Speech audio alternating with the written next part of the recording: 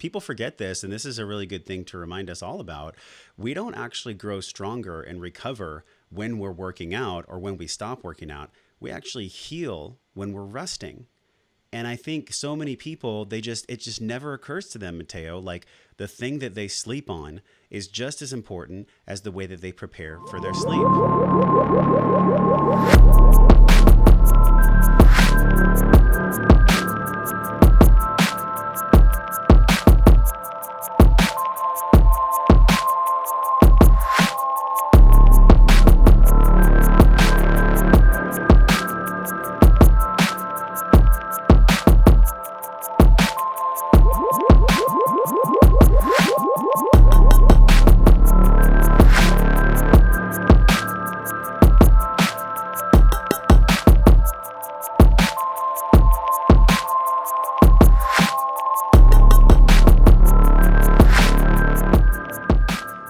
Hello, everyone. It's Josh Trent. I'm here with a very special guest. We are live on Facebook. So as everybody comes to the party, let us know, where are you joining in from? We're talking about something really, really important today. And I would say probably right now, the most important thing ever. And that is, how do we sleep? What is the quality of our sleep? This is a sleep fitness company that we're talking to the CEO with. Matteo, welcome to the show. Thank you for having me. Super excited. We've been looking forward to this for a while. It's been about a year and a half, 2 years, Matteo, since we went on a deep dive for sleep. We talked about polysomnography with Dr. Kirk Parsley.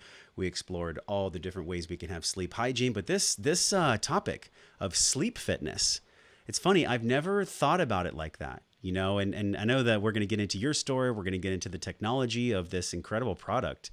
Really, this piece of wellness technology, right? Technology that can help us live life well. But before we get in there, why did you even name the company 8 Sleep? I assume it's maybe wanting people to have 8 hours of sleep, but I could be totally wrong.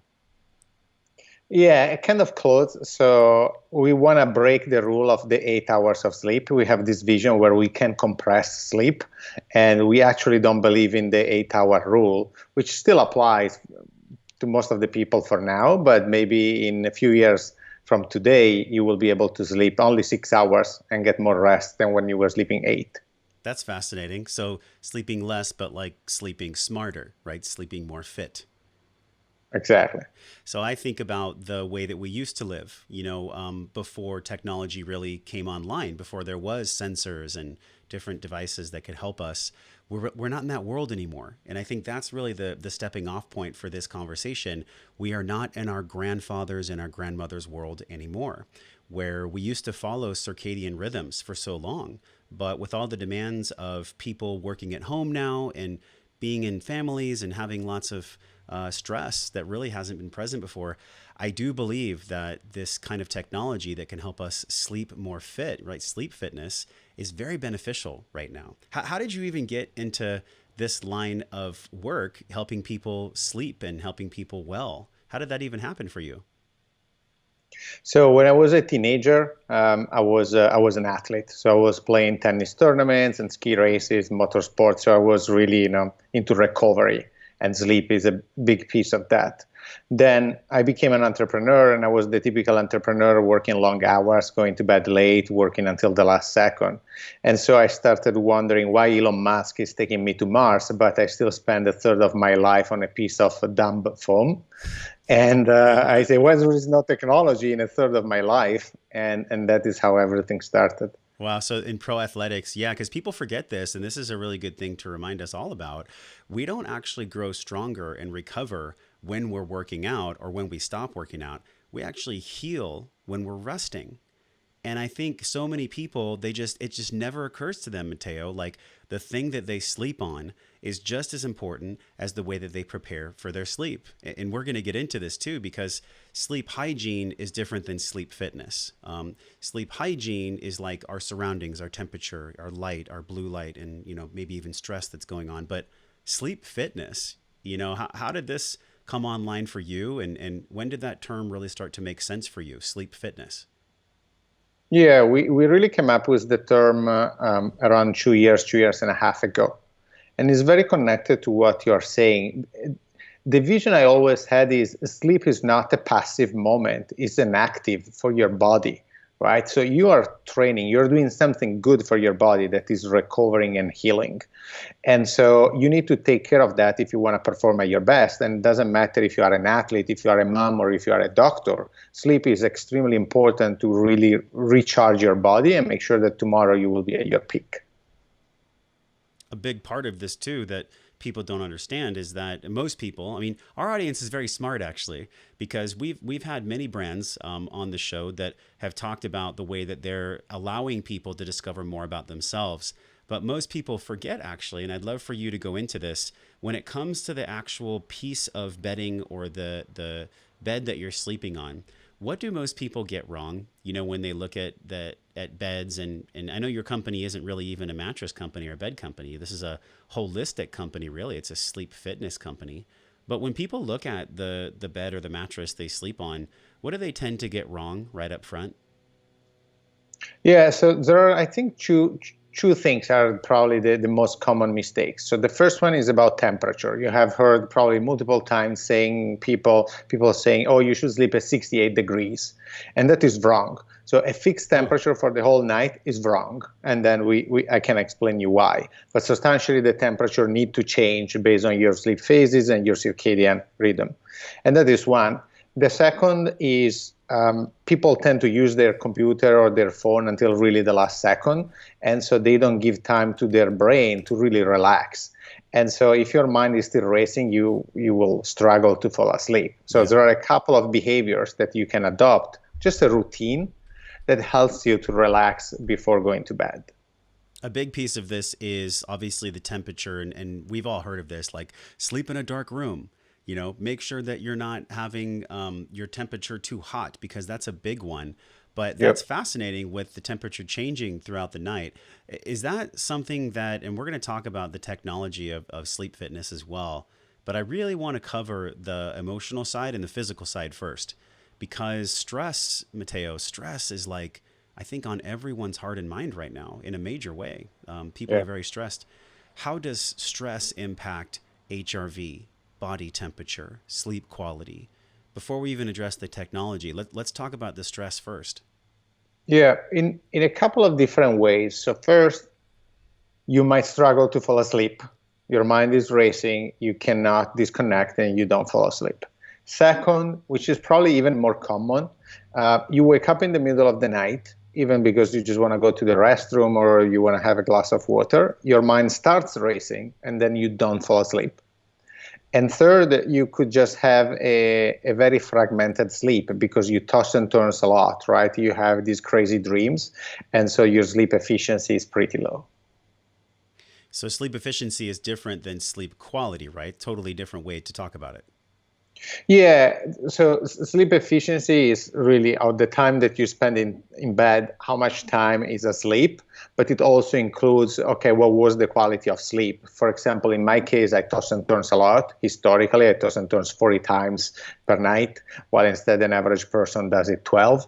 Huh. And so my sleep quality and efficiency, they are often below par.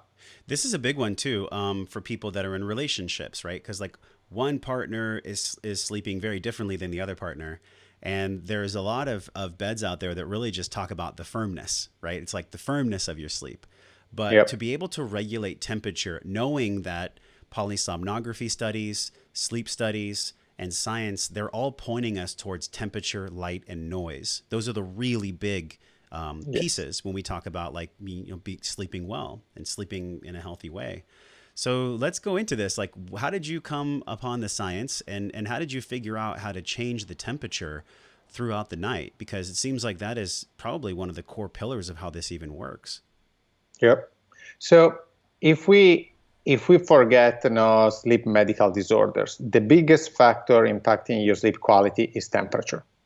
And temperature is extremely personal because light and noise, they're still relevant, but they're substantially the same for you and myself and anyone else, right? It just needs to be dark and it just needs to be quiet. While instead, temperature changes based on your metabolism, on your gender, on your age, on your body fat percentage, and also on your circadian cycle. So what we understood immediately when we started customer discovery in the sleep space, it was that there was no one really solving the problem of temperature. 50% of the couples, they fight around temperature because they have different That preferences. sounds about right. Yep. And so we created a technology that combines hardware and software. So we created a thermal engine, and we created this pod technology that comes in two different shapes: a whole bed, or even a mattress cover that can be installed onto any mattress. And through an app, you can control it, or you can just rely on our machine learning algos, and we adjust temperature for you during the night. What clinical studies say is that through thermoregulation, in particular cooling, you can fall asleep up to 20% faster. You can get up to 20% more deep sleep, and you can also increase your REM. Our data shows also that we reduce wake ups and also toss and turns.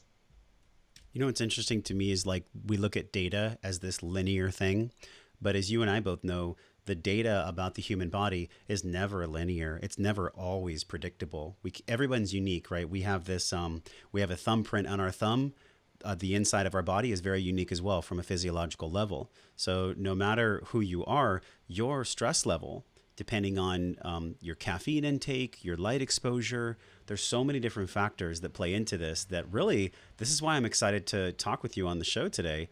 They're just not explored by the general public. And the way that you've worked with your science team and the way that you've done the R&D for this bed, I mean, how long did it take before you really felt confident on the data and that data's ability to give people a really personal experience? Yeah, so now we are 5 years in.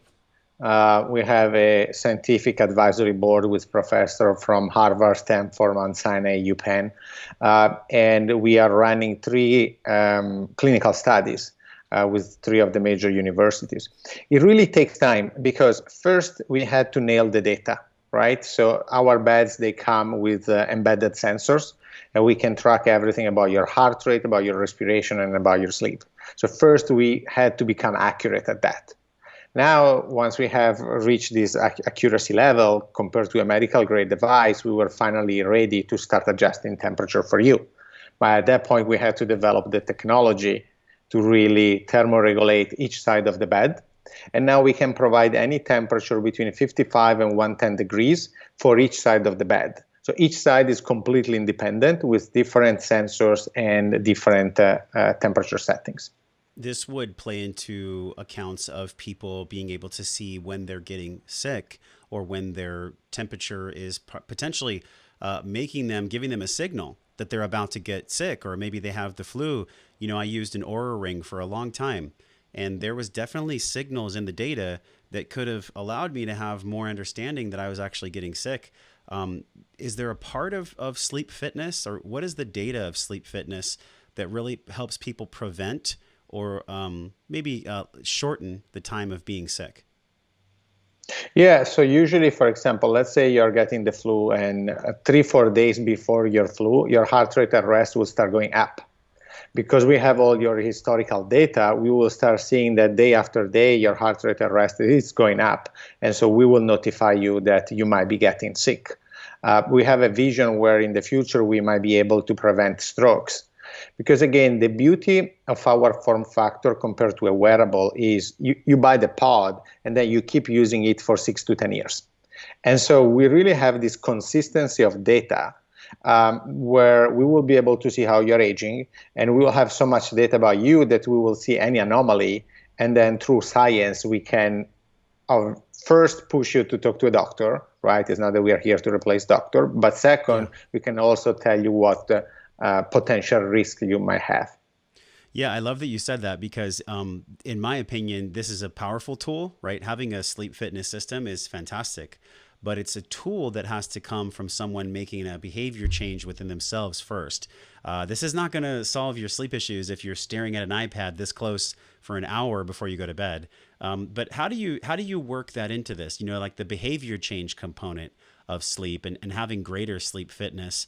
How did you factor that in when you made the unit? Yeah, so in the app comes with content. So think of a peloton of sleep. And we have meditation, we have breathing exercises, so we have stretching exercises. So kind of things that you could do and just look at before going to bed to relax your mind. And then we have what we call tips inside the app. And so based on, for example, you wake up and we see that your HRV is pretty low because you had a bad night or you didn't fully recover, then we tell you what you should do during the day to maximize your recovery. We also tell you how much you should sleep. That's interesting because the word should, like you should be sleeping. We hear anywhere from like 8 to 9, sometimes people that have chronic health conditions, even 10 hours of sleep. But what's the science showing you now? Because earlier you mentioned we want to get people to sleep less, but sleep more fit.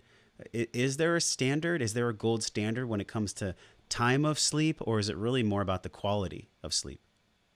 So they standardize and they just say, oh, you should sleep between 7 and 9 hours per day.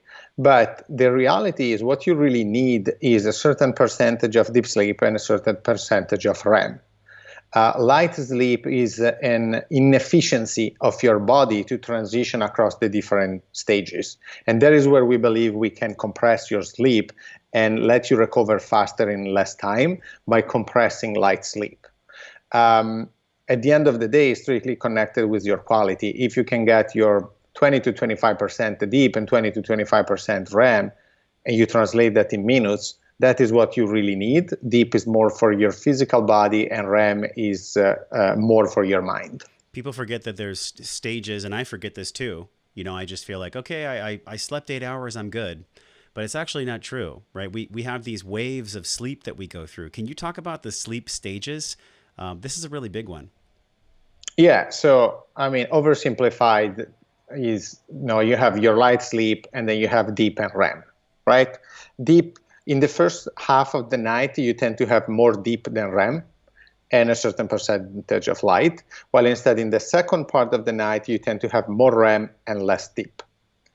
Deep is really important for your physical body, so for your physical recovery, while instead the REM is the moment for your brain to readjust all the information and readjust the storage of the information in your own mind. And so the interesting thing that is connected to temperature is to maximize your deep sleep, you need a really cold environment, and that is what we provide. While instead for REM, you need what is called thermal neutrality. And the reason is this: when you are in REM, your brain deactivates temperature control in your body. And so if it's too hot or too cold, it doesn't let you get REM because the brain is fearing that you might die. So thermal neutrality sends the signal to the brain, okay, everything is safe, you can get into REM. And that is why that temperature control is so important also for REM phase. So for the people out there who are watching or listening, you talked about this thermoneutrality. What does that mean in common terms? It's a very scientific word, thermoneutrality. Yeah. In very simple words, it shouldn't be hot and it shouldn't be cold. While instead, in the first part of the night for deep, you need a cold environment. Yeah, it's interesting because I have always thought the colder the better, but it's not true. It has to go with the stages of sleep. And I think about the deep sleep component where I've measured it. This is something in your app, which I think is fascinating. I for so long resisted technology because I thought, and I think a lot of people feel this way, Matteo, why do we need technology? We've been sleeping great for thousands of years. As again, I mentioned in the beginning of this podcast, we are not in that world anymore. We are in a world that we have totally different stressors than our ancestors had.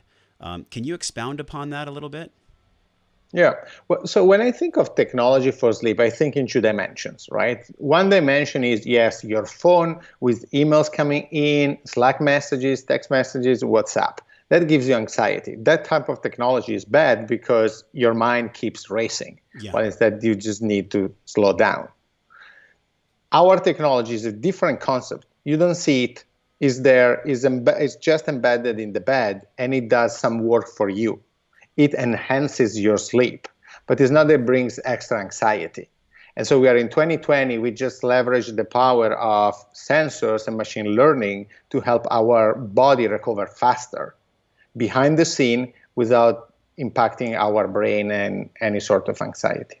And I love it because most people, we look at psychology, there's an internal locus of control and then there's an external locus of control. So setting a framework outside yourself, so that you can actually do the things that you promise to yourself, like eat healthy food or sleep well, have good sleep fitness.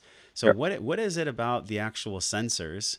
And these sensors aren't harmful to the human body, right? There's a piezo sensor for movement. But what are some of the other sensors that people may be hearing about for the very first time? Yeah, absolutely. And let me step back for a second to say something that is really important to me. What I love of our form factor is you don't have to wear anything. You don't have to charge anything. You don't have to change your habits. So there is nothing that you need to remind to yourself. There are no obligations. You just keep doing what you were doing last night, but this time your bed is smart and it will improve your sleep. Nothing else is going to be different. In terms of sensors, so we have these piezo sensors. They are at the chest level, and they really work like a stethoscope. Imagine that your brain is a Wi-Fi connected stethoscope. And through that, we can pick any information about heart rate, respiration, and sleep. Then we have temperature sensors in the bed, so we know the temperature inside the bed. And then we have temperature and humidity sensors in the hub, that is this unit that sits next to the bed. So we can have information about your bedroom, temperature information, and based on that, we can adjust the temperature while you're asleep. It's honestly like having almost a second version of yourself, like observing yourself and then making it so you have literally the best sleep quality possible.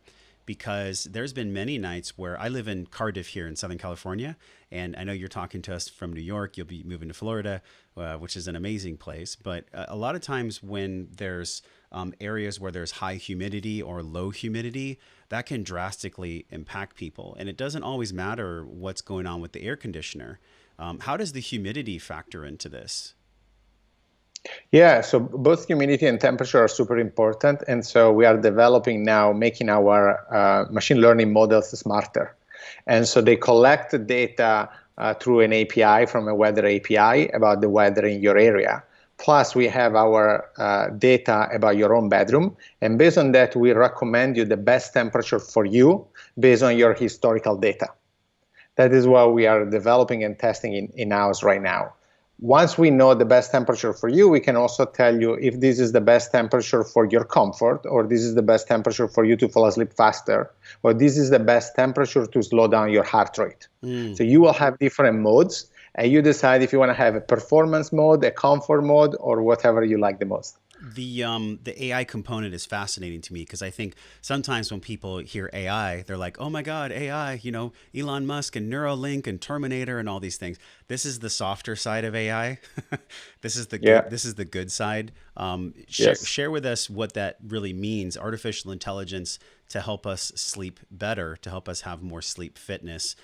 What does that mean to you personally, and how do you talk to people about it that might be a little wary of artificial intelligence? Yeah. The simplified concept for something like this is a statistical analysis. We just see at what is the best temperature for your sleep based on your data when there is this temperature. And this is purely data, and we just do the work for you. We do the math. And we tell you, look, at this temperature based on 3 years of data is the one where you fall asleep 10 minutes faster. Or at this temperature, you get less toss and turns. Is an exercise that you could do on your own with an Excel. We just do the job for you. So it's really having the data that your body's providing, like we have this biochemistry. It's sensing the sleep. Is the bed sensing the sleep of our actual body as well, or is it more sensing the weather, the humidity in the room? Both. So it's all inclusive in there, and that's how it thermoregulates. So we have that neutrality. What about Yeah. sweating? A lot of people, when they sleep, they sweat. Does it address that? Yeah, so I would say the largest majority of our customers or a large majority of our customers, they tend to sweat at night. Yeah. And that is the first problem that we solve. And that is how we improve their quality, right? Almost 90% of our users, they report a sleep improvement with the product. And for several of them, the number one issue was sweating at night, which then means they wake up, they toss and turns, and so they have a fragmented and not restful sleep. The tossing and turning could be like many different things, but I would be safe to say, and I'm curious how you feel about this. It typically comes back to their racing mind. A lot of people have jaw tension when they sleep as well. I don't know if you watched the Joe Rogan podcast, but there was a gentleman on there, and he was talking about he grinds his teeth so much when he sleeps. Yes. It was Alex Jones that was on his show, and he was like, you really got to just take a year off. For people that can't take time off and they have so much stress that they're dealing with, how do you talk about this in your ecosystem? Because yes, like once we start supporting sleep, it's powerful. Quality sleep can take away stress, but it can't completely get rid of it.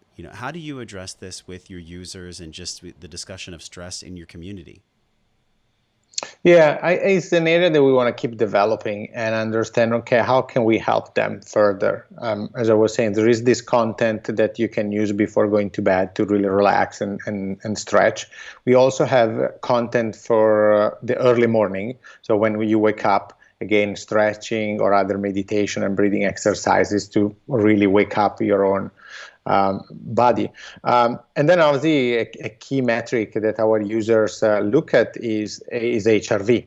HRV obviously is strictly connected more to physical stress than mental stress. But maybe in the future we can figure out how to monitor and measure also mental stress. I've heard of HRV being a factor for determining heart attacks and for determining many things. I remember I was at a paleo conference a while back, and there was a physician, I forgot his name. Maybe somebody can help us and let us know in the comments or on social media. But he actually was using heart rate variability as a determinant of longevity, your overall lifetime HRV score, for 5 or 10 years. If nobody's heard of HRV before, what is it, and how do you look at it yourself, and how do you integrate it into sleep fitness? Yeah. So as you know, we all have what is called heart rate at rest, which is how many heartbeats you have per minute. And it can range 60 to 100. Usually people in a great shape and super fit, they are between 40 and 60. But the heart rate variability is the variability in between the heartbeats. And the more this variability changes, the more recovered and refreshed you are. So usually what happens is, let's say that you go for a heavy workout today, your HRV will go down. And that means that you need time to recover. While instead, if you take a couple of days off, probably your HRV will go up, which means you are fresh and fully energized. That is how I use it. That is how a lot of athletes use it. Substantially, when your HRV is high for your own average, for your own standards, so you need to look at your range. Everyone is different. That is when you can work out more and train harder. While instead, when it's low, you should take it easy, or you could risk injuries. This is so powerful. I want to really pause here and let this land, because most people, we have been taught, let's be honest, we've been taught that like work hard, play hard. And I'm like, no, it's actually work hard, sleep hard. Like that's really what we need to do, because if we're not sleeping well, like deep and REM and the things you've already described, there is no way we can push the gas pedal down for years and years and years, whether it's in our life or our business. So when we actually start understanding ourselves, that's what this is, this wellness technology. It's like a mirror of mindfulness. We become more mindful because we know who we are through our own data. Did you personally go through any transformations yourself in learning about your own sleep fitness, your own sleep data? Like, how did that work for you? Yeah, absolutely. So there are days where if I know that I didn't sleep well, I try to sleep longer. One change I did since COVID, since the lockdown, I started sleeping 9 hours a day, and my HRV went up 14% on average. Yeah. just through that. Yeah. When if I have a chance, I try to take a power nap of 20 minutes just to reduce my adenosine levels in my brain in order to be at peak focus in the second part of the day. Adenosine, I have not talked about with sleep. That's fascinating. What's the role of that? Because that never came into my consciousness. So adenosine is substantially this chemical substance that gets into your brain and is what makes you feel tired. When you drink coffee, the reason why you don't feel tired anymore is that the coffee covers these adenosine fillings in your brain. And so is mitigating the adenosine pressure that is on your brain already. So it's not that it's reducing adenosine, it's just mitigating the feeling of that. So the best way for you to reduce the adenosine during the day is just to take a quick nap, and that will help reduce the adenosine pressure on your brain, and you will feel less tired during the rest of the day. I love that. I want people to really understand that too. If you're watching here on Facebook, just let us know, like, what is your biggest challenge when it comes to sleeping well and to having sleep fitness? Because I look at some of the marketing and some of the messaging that you're putting out, it seems like a lot of athletes use your product, but this isn't just for athletes. I think we tend to try to model our lives off of athletes, but people forget, like, when you're a professional basketball player, Matteo, you have a chef, a doctor, you have somebody checking your blood, you have a team to help you. But for the average person, what does this really mean to start looking at sleep fitness for the average person versus the professional athlete? Yeah, most of our users, they are health conscious people, right? And they usually are already into the regular fitness. They go to the gym, they go running, they already take care of their body. Where we want to help them is to educate them to understand that sleep is as important, if not more important, than exercise. And the only thing that you need to do is to try to sleep between 7 and 9 hours per day. You will feel great, you will feel less stressed. And if you are an athlete, even an everyday athlete, you will be less subject to injuries. So take care of your sleep as much as you take care of your exercise and workout routine. Do you feel like if That, somebody, like, for the lowest hanging fruit, Mateo, if somebody's listening right now and they're feeling inspired to actually finally relax and take a look at their sleep, would it be actually focusing on the sleep that would help them with their stress, maybe some weight loss? Because most people focus on working out instead of working in. Is really the conversation here? I'm curious how you feel. Is really what we need to be doing as a collective and as somebody that wants to lose weight or reduce their stress? Is it the sleep? Yes, exercise is important, but if we're pushing the gas pedal down too much with exercise and we're not sleeping, does it even matter that we're working out? no, so two important things here. First, health is based on three pillars: sleep, exercise, and nutrition. But actually, exercise and nutrition, they don't matter if you sleep 2 hours per night, right? Yep. At that point, you're just gonna die. Yeah. So actually, Yeah. the first pillar is sleep, and the other two come. But I always like to prove things with facts. And so, to everyone listening, try to sleep 1 hour more per day for a week, just a week. Just trust me, 1 hour more per day. That is 7 hours a week, which is like sleeping one more night. At the end of the week, you tell me how you feel. And that I am sure will answer any question or any doubt that you have. You will feel great, you will feel energized, you will be there and all ready to go. And at the same time, behind the scene, you're giving more time to your body to recover, to digest stress, to process information. And so you will be living a healthier life. Yeah, it's a beautiful reminder, but you know what? The thing is it might seem simple to people where they go, okay, Mateo and science and so many humans in our wellness world, they're all telling us like that sleep is probably the most important thing. But what is it, Mateo? Like, why do you think the collective is not sleeping? Is it a mindset? Is it learned behavior? Because it seems like it's such a simple thing to do. It's like get your ass to sleep, like go to bed. What is it about our psyche that I resists think, that? and it's a mistake I was making too before starting Eat Sleep, is People think, oh, I need more time. Let me gain time from sleep. Sleep is a waste of my time. Why do I need all that time? I can make it with 4 hours, right? This is what people say. And this is something that a lot of entrepreneurs, they used to say in the 80s or the 90s. But sleep deprivation is the new smoking, right? Yeah. So the reason why you need to take care of that is if you want to be at your peak performance, is if quality matters more than quantity, you need to sleep to be at your peak energy, peak focus. Then if you also want to read medical papers, clinical studies, you will see that by sleeping more, you will help your own health and your own longevity.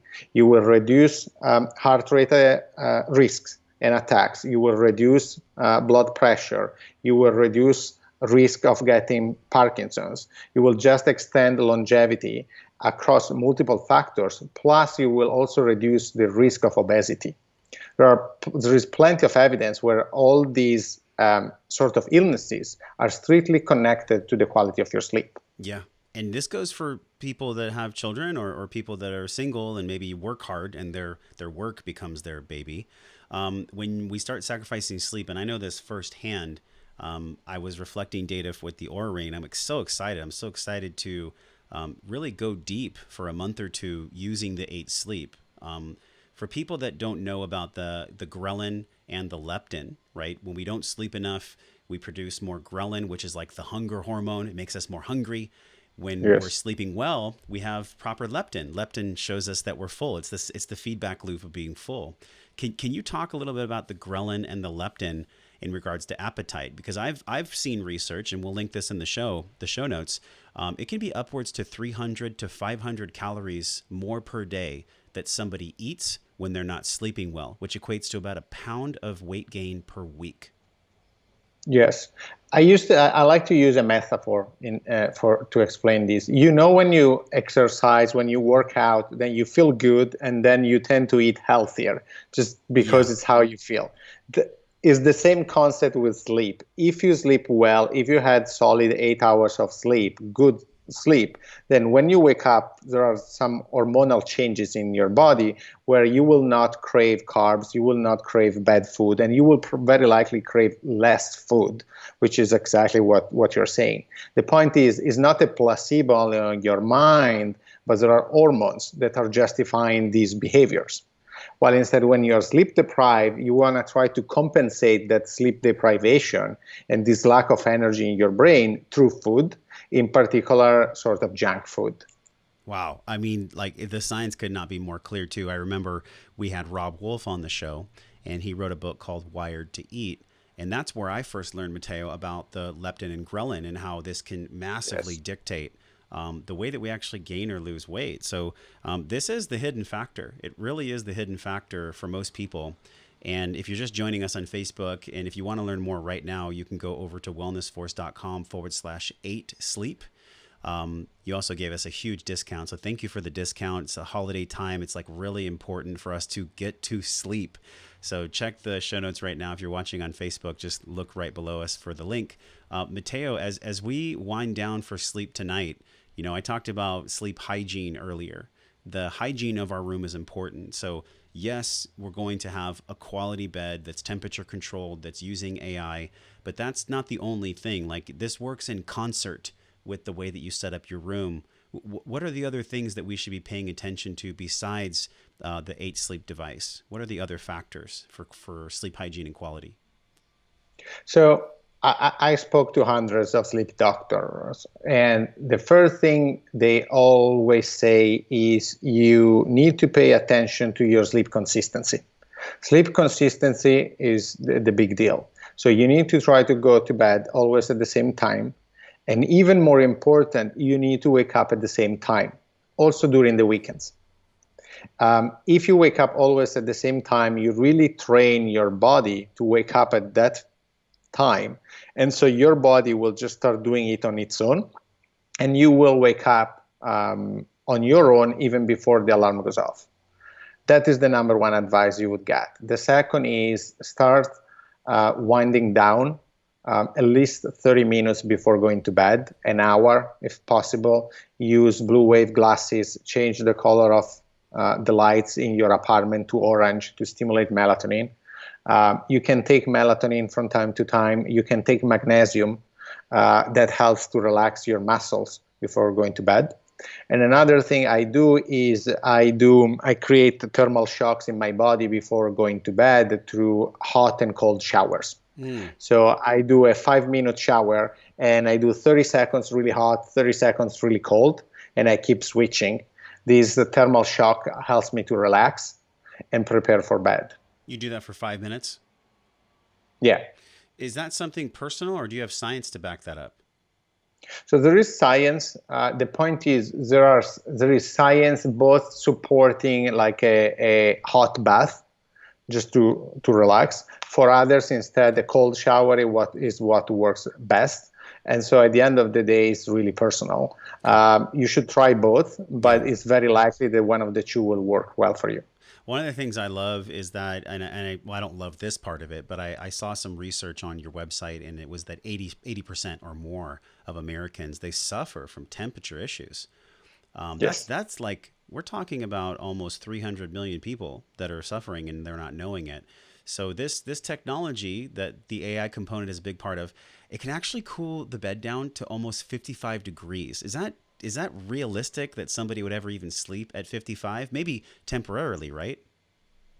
Yeah, temporarily. You Okay. cannot last the whole night. In particular, the second part of the night, you will be freezing. I think only 1% of our users, or close to 1% of our users, are able to sleep at the coldest settings. The majority of the users sleeps in just slightly cold. Got it. Okay, so this solves the equation. If you're married, if you're in a relationship, if you're listening, give this a shot because I think not only will it solve your sleep temperature issue, but when your partner's happy, you can be really happy too. Have you found use cases of that? If people said, "Hey, we're getting along now, we're sleeping well together." Yeah, yeah, yeah. A lot of people, they write us in. We send a survey for our MPS, and really probably 50 to 60% of the people, they say that this solved their problem with their partner because they had different preferences. This is amazing. You know, we covered so much ground. We talked about weight loss and sleep. We talked about the quality of the artificial intelligence with sleep. We covered a lot of science ground on this as well. So, please go to wellnessforce.com/8 sleep. If you want to give this a test drive, there's an incredible payment plan too. This is coming out live for everyone on Black Friday. So don't spend your money on junk. Don't do this, you guys. Like, don't start Black Friday and buy a bunch of crap you don't need that's not making you sleep better. Do this instead. This is a very affordable bed, and it's a very affordable system, really, when I look at the health impact of this. What did we miss? We covered so much ground in so many different areas. But is there anything that you really want to express to Wellness Force, to our audience, that we might have missed? The only there is a feature our customers love that could be intriguing for your users. That is our thermal and vibration alarm. So we wake you up through temperature and vibration without any sound. And the reason is a lot of customers, they say, I hate the sound in the morning. I'm there, I'm dreaming in deep sleep, and the thing goes off. I hate it. And so we take you out of deep and REM by accelerating your heart rate through temperature. So we cool your bed, and you just wake up naturally. That's pretty interesting. So does it oscillate? Does it actually shake you physically? Yeah, there is a vibration in the bed, and you feel this gentle vibration. Plus, it's really hot or really cold. You can pick one or the other, and you just wake up without any sound. This is fascinating, Matteo. I know that having a company like this and going to market and making people understand the quality of their sleep and just even the concept of sleep fitness can be challenging at times. What's one of the most challenging things that you've experienced in helping people understand sleep fitness, and how have you gotten through that? I mean, I think that the most challenging part was really to build the device, right? I had to move to China for multiple months to set What? up the whole supply chain. Wow. Yeah. So I lived there for some months, and but we had this vision, and the dream of achieving that was what was driving us to overcome any obstacle. And at the end of that road, it's people sleeping well, having better sleep fitness, and then They can make better choices with their loved ones, their partners. I mean, it's such a foundational piece, and I can't emphasize this enough. If we're going to live well, and if we're going to have a life of wellness, sleep gets to be a huge pillar, one of the three pillars, if not the number one. But as we say goodbye, Matteo, like, how would you describe this? How would you personally describe wellness? You know, if you had to define living your life well, living a life of wellness, how would Matteo tell people what he defines as wellness? It's taking care of the three pillars of health. So sleep between 7 and 9 hours, eat well, and monitor your glucose levels with companies like Levels. And exercise for me is high intensity interval training and also just weightlifting. These three things to me are the three pillars of wellness. Spoken like a true athlete. That's in your background as well, right? You were an athlete for quite some time. You still are in certain ways. Right. Yes. Yeah, in certain ways, or I help athletes Yeah. to be at their best. Well, thank you for coming on the show. This was a great conversation. And if anything, we just scratched the surface of the power of sleep and really this concept of sleep fitness. So again, go to wellnessforce.com/8sleep. There's a great discount. There's great payment plans. Like, I can't stress this enough. The best bed I think I've ever seen. And there's so many companies out there. It's like, we wanted to vet and get you the truth about what sleep fitness really is. So Matteo, thank you for coming on the show. And until I see you, until Matteo and I see you again, we're both wishing you love and wellness and better sleep fitness. We'll talk to you guys soon. Bye.